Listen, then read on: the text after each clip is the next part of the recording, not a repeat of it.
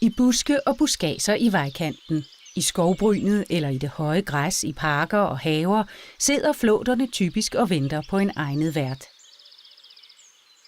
Flåter er vidt udbredte parasitter, som lever af blod fra deres værtsdyr og kan overføre sygdomme. For at komme i kontakt med deres værtsdyr, kravler de op ad græsstrå og venter på, at potentielle værtsdyr skal komme forbi. Det første par ben, som er udstyret med et sanseorgan, peger op i luften.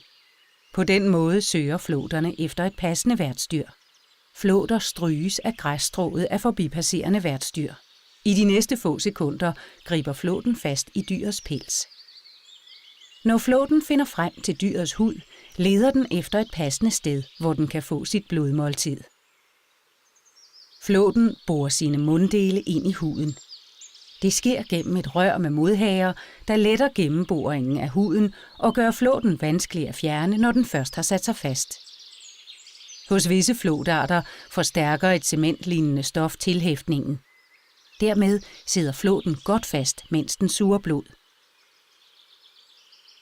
I forbindelse med blodsugningen kan en inficeret flåt overføre sygdomsfremkaldende mikroorganismer som Borrelia, Anaplasma, Ehrlichia og TBE. Efter blodmåltidet, som kan vare flere dage, og hvorunder flåtens vægt forøges mange gange, slipper flåten sit tag og lader sig falde til jorden. Ofte har hunden slet ikke bemærket, at flåten var der.